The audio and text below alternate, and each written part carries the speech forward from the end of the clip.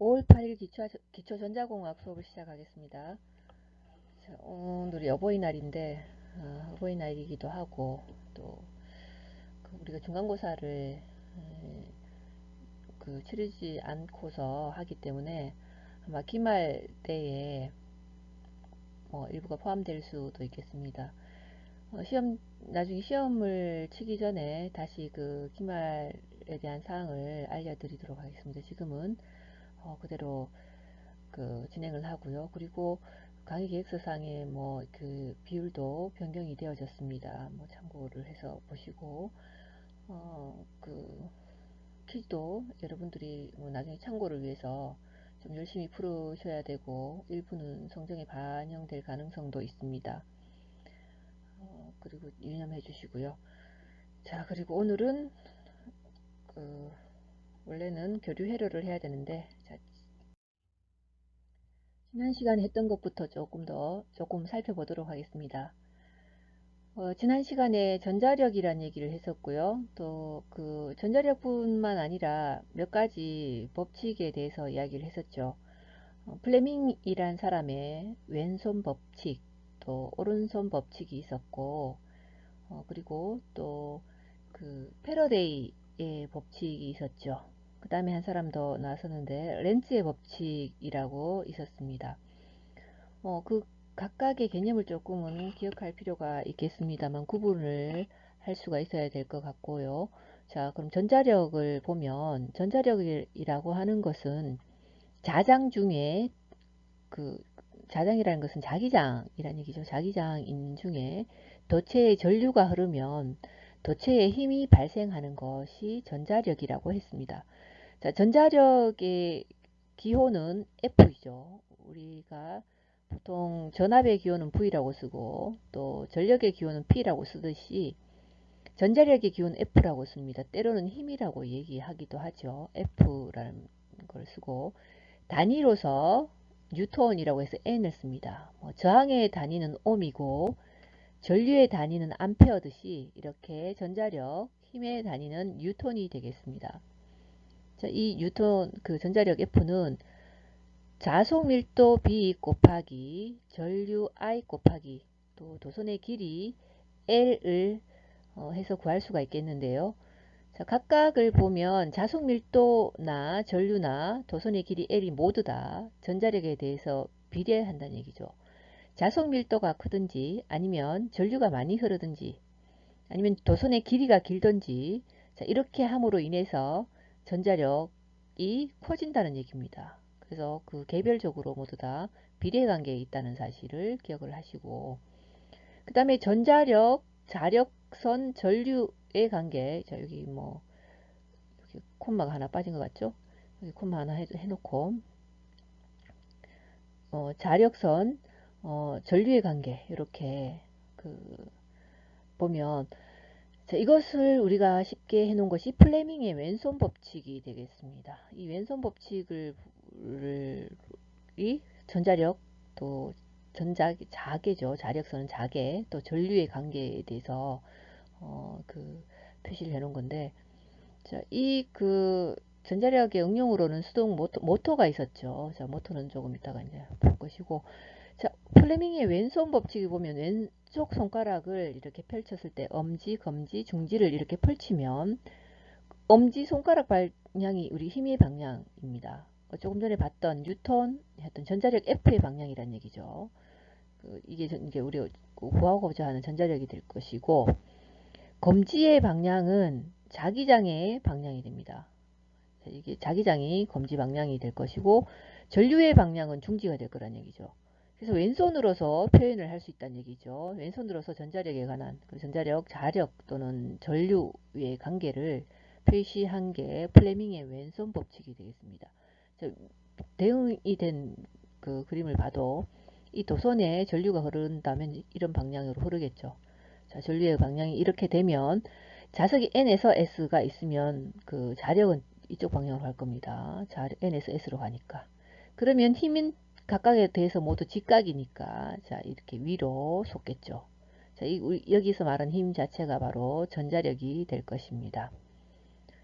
자, 그리고 우리가 모토에 대해서 얘기했었죠. 자, 이렇게 플레밍의 왼손 법칙의 응용으로서 모토라는 것이 있습니다. 수동 모토인데 자, 몇 가지가 있었는데 그 중에서 중요하게 봤던 내용은 직권식, 또 분권식, 복권식 이렇게 세 가지의 모토 종류를 얘기를 했었죠. 그래서 각각의 장점, 단점 또 많은 얘기들이 있긴 한데 그거는 지난 시간에 보셨던 내용을 다시 한번 살펴보면 나올 것이고 여기서는 간단하게 장점, 단점만 다시 살펴보겠습니다. 직권 전동기는 기동 회전력이 크다. 여기 장점이 될 건데 단점은 회전 속도 변화가 커서 좋지 않다는 얘기죠. 자, 그리고 분권 전동기는 분권 모터라는 얘기입니다. 모터는 회전 속도 변화가 없다라는 장점이 있습니다. 근데 단점은 또 회전력이 비교적 적다. 두 개가 서로 직권이랑 분권은 조금 반대적인 성질이 있죠. 기동 회전력에 있어나 회전 속도에 있어서 서로 장단점으로 나뉘어지는데 자, 여기서 복권 전동기에서는 직권이랑 분권을 어떻게 조합해서 복권이란 걸 만들었는데 회전 속도의 변화가 거의 없고 회전력이 비교적 크다. 두 개의 것을 보완한 거죠. 회전 속도의 변화가 거의 없고 회전력이 비교적 크도록. 그래서 그 대신에 이거는 구조가 복잡하겠죠. 아무래도 두 개를 합쳤으니까 그렇습니다. 자, 모터를 언급하게 되면 토크라는 얘기를 할 텐데 이 토크라는 것은 전류에 비례해서 전류가 많이 흐르면 토크도 커지고 자극수라든가 권선수가 많아질수록 역시 토크가 커지는 비례의 관계에 있습니다. 전류와 자극과 권선수에 비례한다라는 얘기지. 모터의 토크는 그렇다는 얘기입니다. 또 이제 그 전자력의 또 다른 응용으로서 전류계가 있고 전압계가 있습니다. 이 두 개는 약간의 응용의 방향이 조금은 틀리죠. 전류계는 전류 자체를 측정하기 위해서 전자력을 사용하지만 전압계는 자기의 어떤 그 전압계를 보호하기는 용도로서 이제 전자력을 응용이 된 사례가 될 겁니다. 그래서 두 개가 조금 다르게 쓰인다는 것을 기억하시고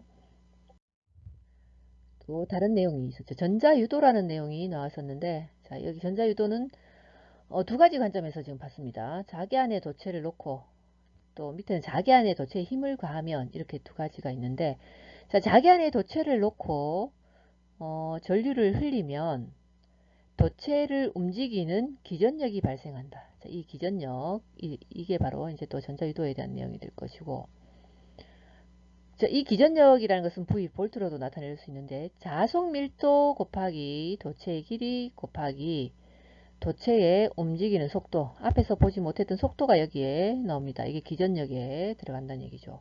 자속 밀도, 도체 길이, 또 도체 움직이는 길이, 움직이는 속도. 자, 이렇게 해서 기전력을 구할 수가 있는데 이 기전력을 구하는 것은 플레밍의 오른손 법칙. 또 하나로 또 전자주제에 대해서 다르게 설명할 수 있는 게 있죠. 자기 안에 도체에 힘을 가하면 전류가 발생한다. 자, 이렇게 이거를 전자유도 작용이라고 한다 이렇게 되어 있는데 자, 이걸 두 개를 이렇게 살짝 사실 똑같은 겁니다만 플레밍의 오른손 법칙이란 걸로 설명을 할 수가 있겠습니다.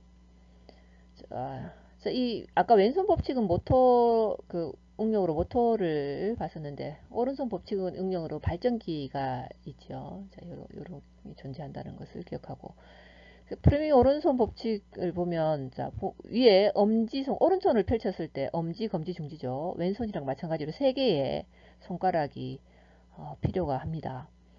그 중에서 이제 엄지 손가락은 도체의 방향이 됩니다. 이 방향이라는 것 자체가 그 뭐죠? 운동 방향 뭐 아까는 힘으로 그 왼손에서는 그게 힘으로 했었지만 저기서는 도체의 방향이 될 거고 검질은 자력선 전자 그 자계란 얘기죠. 자계의 방향 왼손이랑 똑같죠. 지금 자력선은 똑같이 이렇게 될 것이고 그리고 중지가 기전력의 방향이란 겁니다. 자, 이 기전력의 방향이란 것이 바로 여기 나오는 기전력이죠. 이 기전력에 대한 내용이 될 것이란 얘기죠. 그래서 이 중지를 기전력의 방향으로 봤을 때 이렇게 되는 거죠. 자, 밑에 또 플레밍의 오른손 법칙에서 다시 이렇게 나오는데 엄지손가락이 운동이라고 되어 있죠. 자, 이게 도체의 방향이랑 동일하게 보면 될 것 같고 자, 검지는 자계라고 해서 자력선의 방향 위랑 똑같죠. 자, 그러면 중지는 단 한 개, 유도 전류라고 바뀌었습니다. 자, 이렇게 볼 수 있다는 얘기죠. 플레밍의 오른손 법칙. 자, 오른손으로 해서 엄지가 운동 도체 방향 또는 자개 검지, 그리고 중지가 유도 전류가 됩니다. 자, 이거는 어디 거냐 하면 이제 두 번째 그 자개는 전류를 발생한다. 자, 이를 전자유도 작용이라 한다. 자, 이렇게 전자유도 작용에 대해서 전자유도에 대해서 두 가지에 대해서 기전력이 발생하는 것, 또 전자유도로 전류가 발생하는 것, 이 두 가지를 했고 플레밍의 오른손 법칙으로 설명할 수 있다는 얘기를 했습니다. 자, 그 응용으로 발전기가 있다는 얘기죠. 자, 그리고 또 하나의 중요한 법칙이 나왔는데 패러데이의 전자유도 법칙이란 겁니다. 앞에서 전자유도라는 표현을 물론 썼지만 이 전자유도 법칙에서는 자속의 변화에 의해서 유도 기전력의 크기를 결정하는, 자, 크기라는 게 나오죠. 자속의 변화에 의해서 유도 기전력의 크기를 결정하는 법칙이라고 되어 있습니다. 축약해서 표현하면 이렇다는 얘기죠. 자, 이 식이 나오죠. 유도 기전력 E는, 자, 물론 우리는 볼테지로 이렇게 이제 값은 볼테지로 이렇게 될 것입니다만, 마이너스 건선수 n 곱하기 시간당 자속의 변화량 d파이 per dt, 그러니까 dt분의 d파이가 되겠죠. 다시 이 식으로 표현을 하자면 이런 겁니다. 이제 이 식을 보면 패러데이의 전자유도 법칙이라는 걸 알아야 될 텐데 E는 마이너스 n dt분의 d파이. 자, 이게 패러데이의 전자유도 법칙이 되겠습니다. 그래서 E는 요 앞에 물론 마이너스 n 해서 마이너스라는 게 있겠지만, 자, 패러데이 전자유도 법칙이 마이너스라는 것에 대해서 또다시 그 법칙이 나왔죠. 방향에 대한 법칙. 이게 렌즈의 법칙인데, 코일 속의 자속의 증감과 코일에 유기되는 기전력의 방향의 관계를 나타내는 게 렌즈의 법칙입니다. 이 패러데이에서 언급한 그 마이너스 값 있죠. 자, 이거를 표현하기 위해서 이제 이거를 설명하기 위해서 렌즈의 법칙이 필요한 것이죠. 실제로 그 패러데이는 이게 마이너스인지 플러스인지 별로 중요하게 생각하지 않았다는 거죠. 자, 렌즈라는 사람이 여기다 이제 마이너스라는 표현을 해서 유도 전류에 의한 자기장은 자속의 변화를 방해하는 방향으로 된다. 그래서 이게 마이너스가 되는 겁니다.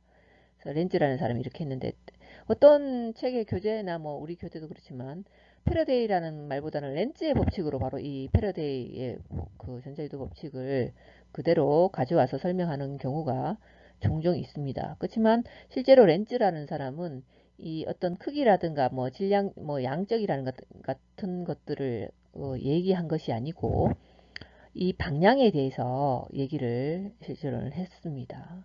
그래서 렌즈의 법칙은 유도 전류에 의한 자기장은 자속의 변화를 방해하는 방향이 된다. 이렇게 알고 계시면 될 것 같고, 자, 오늘 지난번에 하지 못했던 그 전자유도 작용의 뒷부분 중에서 그 발전기의 원리라는 것을 에 대해서 다시 이제 볼 건데, 그 앞부분에 전자유도 작용에 대한 설명을 했었는데 이 응용으로서 발전기를 본다고 얘기했었죠. 자, 이 부분만 남아서 이걸 잠깐 보고서 뒤에 그 교류 회로에 대한 내용을 하겠습니다. 자, 발전기의 기본 원리는 앞에서도 봤듯이 전자유도 작용을 이용한 것입니다. 그래서 지금 보시는 이 발전기라는 것은 지금 요건 직류 발전기의 모양이 될 텐데요. 그 코일을 외부의 힘으로 회전시키면 기전력이 발생을 하게 되겠죠. 자, 지금 사실 요 그림의 앞에 부분에는 다른 것들이 있을 겁니다. 정류자들이 이렇게 존재할 건데, 정류자들이 이렇게 뭐 이렇게 돼 있고 가에 이렇게 전연체가 연결돼서 이게 다시 어떤 전원을 공급하는 회로가 이렇게 되겠죠. 자, 그래서 이렇게 해서 연결이 돼서 들어갈 거란 얘기죠. 전류가 지금 붉은색 이렇게 들어가서 나오는 방향이 되겠네요.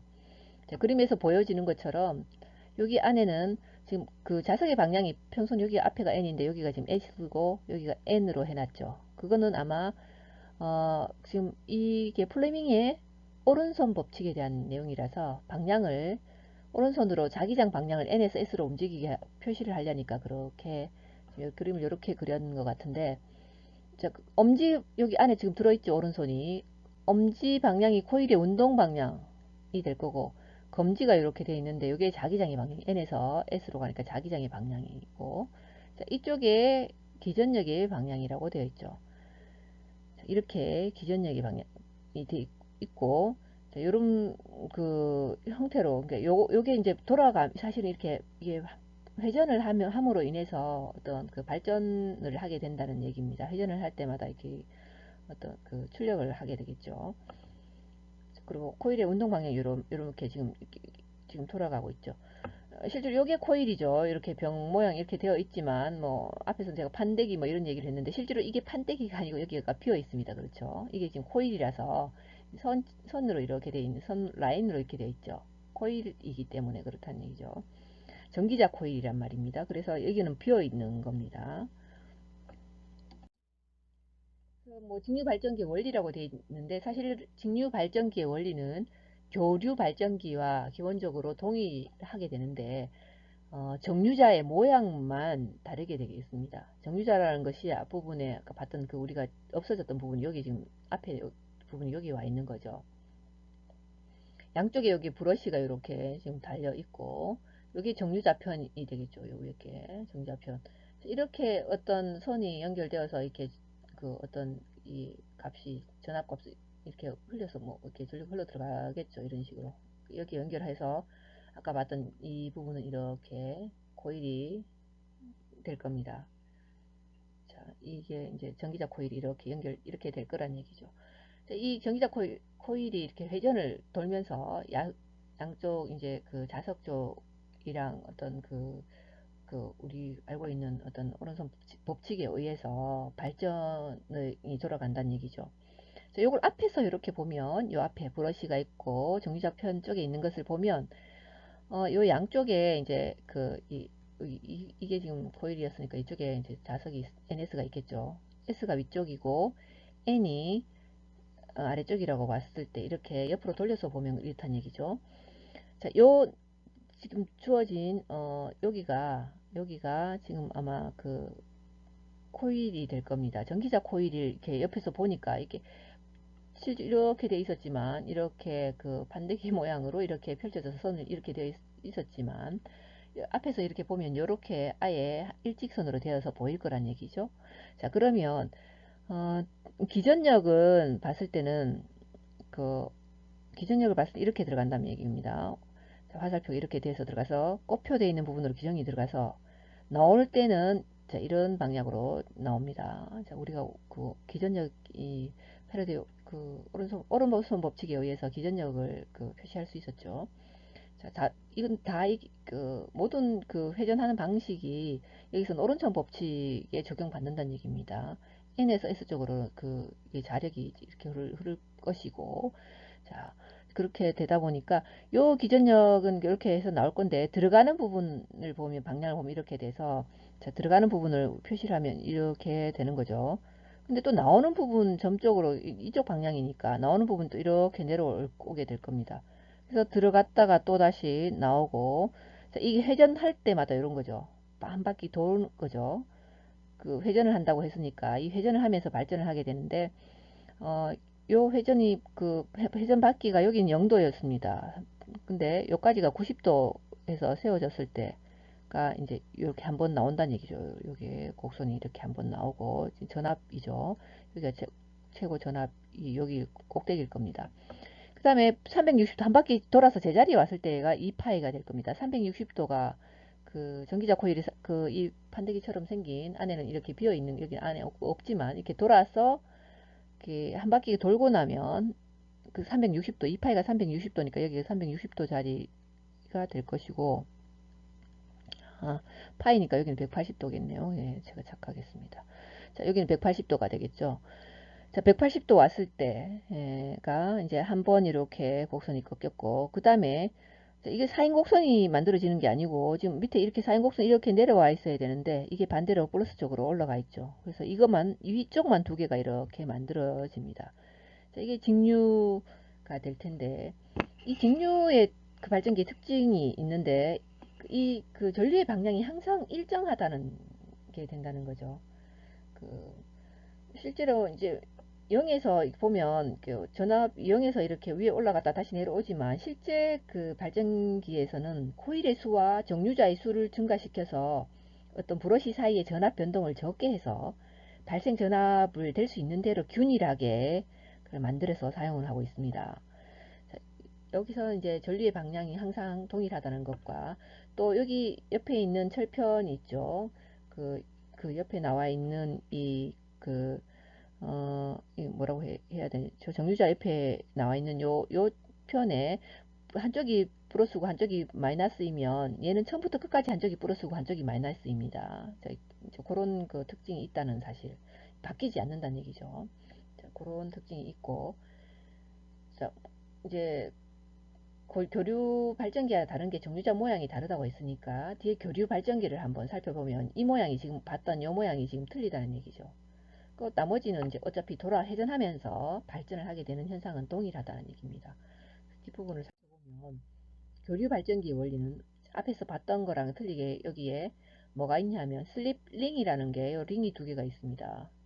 요 링이 두 개 있고 브러쉬가 여기 옆에 붙어 있죠. 역시 앞에서 봤던 그 직류 발전기에도 브러쉬는 붙어 있는데 플러스 마이너스가 교정되면 변함이 없다 그랬죠. 끝까지. 자, 이 교류 발전기의 그 특징은 앞에 거랑 다르게 그 전류의 움직임이 그 방향이 바뀐다는 얘기입니다. 흐르는 전류 방향이 일정한 주기로 변하는 전류. 그러니까 그게 교류 전류이죠. 우리 집에 들어오는 가정에 들어오는 전류가 바로 교류 전류입니다. DC 같은 거는 건전지 같은 걸로 우리가 알 수 있지만 가정에 이제 우리 집에 들어오는 것이 60Hz짜리 교류가 될 텐데 자, 그게 이렇게 돌아간다는 얘기죠. 브러쉬가 있고 여기 부하가 연결되어 있습니다. 자, 자석 역시 N기럭이랑 S기럭 이렇게 위가 지금 N이고 아래가 S입니다. 원래는 이렇게 평면으로 옆으로 이렇게 되어 있었겠지만 방향이 이렇게 회전을 하게 되니까 밑으로 이렇게 얘도 한 바퀴를 이렇게 돌겠죠. 코일이 전기자 코일이죠. 이게 코일이 여기 돼 있는 코일이 한 바퀴 돌 겁니다. 계속 돌아갈 겁니다. 돌면서 발전을 한다는 얘기죠. 그래서 교류 발전기에서의 파형을 살펴보면 루프가 1회전을 하면 한 사이클에 4인파 전압이 발생을 하게 됩니다. 지금 봤던 지금 원래는 이렇게 평면으로 되어 있었을 텐데 이렇게 평면으로 이렇게 넓적하게 되어 있었는 건데 지금 이렇게 오른쪽으로 돌아서 세워졌죠. 원래 이게 영도 방향 이렇게 앞에서 봤을 때 이렇게 되어 있었을 텐데 지금 이렇게 세워져서 이렇게로 바뀌는 방향이죠. 이때까지를 찍어보면 그래프를 찍어보면 자 4인파가 나오는데 요만큼 나온다는 얘기죠. 꼭지점까지 가도록 이렇게 양 양의 수 부분에 자, 여기까지가 지금 곡선을 그리게 될 겁니다. 첫 번째 4분의 1 사이클입니다. 한 바퀴 더 회전할 때. 그 다음에 교류의 두 번째 4분의 1 사이클이라는 것은 자, 이렇게 세워져 있는 상태에서 다시 90도를 돌려서 자, 요 빨간 쪽에 전기적 코일 모양이 이쪽에 와 있죠. 오른쪽에 이렇게 그러니까 돌았다는 얘기입니다. 그러니까 90도 이렇게 옆으로 오른쪽으로 돌았다는 얘기죠. 돌고 나니까 그 다음에 여기 그 교류 회로에 생기는 부분이 앞에 생겼던 부분이 연결해서 여기까지가 생겼습니다. 점선 부분은 아직 나타나지 않은 부분이죠. 여기까지가 지금 나타나는 거죠. 4인파 전압이. 다음에 4분의 1 사이클을 다시 한번 보면 자, 이때 4분의 1을 하고 나면 요 0으로 돌아왔는 요 자리에서 또 밑에 마이너스 쪽에까지 내려간 요점까지 내려간 자, 요 부분이 해당될 겁니다. 그리고 빨간 코일 쪽이 밑으로 내려가 있죠. 아까랑 반대죠. 자, 위에 첫 번째 A 부분의 첫 번째 4분의 1 사이클이랑 코일의 위치가 바뀌었습니다. 한 바퀴 완전히 180도, 그 위에랑 아래랑 180도 바뀐 거죠. 그다음에 마지막에 네 번째 4분의 1 사이클을 보게 되면 이제 완전한 마지막 이 부분이 완성이 된 거죠. 자, 점선이 없어지고 완전한 실선이 됐습니다. 그래서 이렇게 한 바퀴를 돌고 나면 완전한 한 개의 4인파가 전압이 발생한다는 얘기죠. 4인파 전압이. 자, 그리고 이 평면은 아마 처음에 출발점으로 돌아왔을 겁니다. 빨간색 코일이 왼쪽 편으로 놓여진 게 아마 출발점이었을 텐데, 이렇게 해서 처음에 이렇게 90도 세워지는 걸로 이렇게 넘어갔었겠죠. 자, 그래서 이 네 사이클을 합치고 나면 이런 4인파가 이렇게 나오게 되죠. 앞에서 봤던 직류 발전기는 모양이 이렇게 돼 있었던 얘기죠. 이렇게 이제 두 개가 이렇게 돼 있었는데 마이너스 부분이 날아가 버렸는데, 교류에서는 이렇게 양측으로 다 나오죠. 이런 모양이 나오게 될 텐데, 자, 교류의 특징은 코일이 2분의 1 회전할 때마다 전류계의 움직이는 방향이 변합니다. 그래서 전류의 흐름이 변하게 되는 것이죠. 2분의 1이라고 했을 때 이렇게 4분의 1 사이클이랑 요 4분의 1 사이클 두 개를 합쳐서 요까지가 돌고 나면 플러스 부분 한 부분 이렇게 될 거고, 그 다음 부분을 돌면은 마이너스 부분, 밑에 부분은 또다시 요 사이클에서는 마이너스 부분이 발생하니까 이때 어떻게 됩니까? 이 방향이 바뀐다는 얘기죠. 그래서 그 어, 전류의 흐르는 방향이 일정한 주기로 변한다. 그 주기가 2분의 1 회전할 때마다다라는 게 될 것이고, 이와 같이 전류의 방향이 변하는 상태로 외부로 출력하는 발전기를 교류 발전기라고 합니다. 자, 교류 발전기, 실제 발전기에는 자석이 되는 부분이 회전하고 도체가 고정되는 부분에 감겨서 있는 거죠. 여기는 관계 있고 여기 위에가 이쪽이 자석 있는 부분이 회전한다는 얘기죠. 자, 이런 발전기를 회전 계자형 발전기라고 합니다. 자, 이제 교류 발전기를 플레밍의 오른손 법칙에 적용을 받는 교류 발전기이죠. 자, 그걸 살펴보았습니다.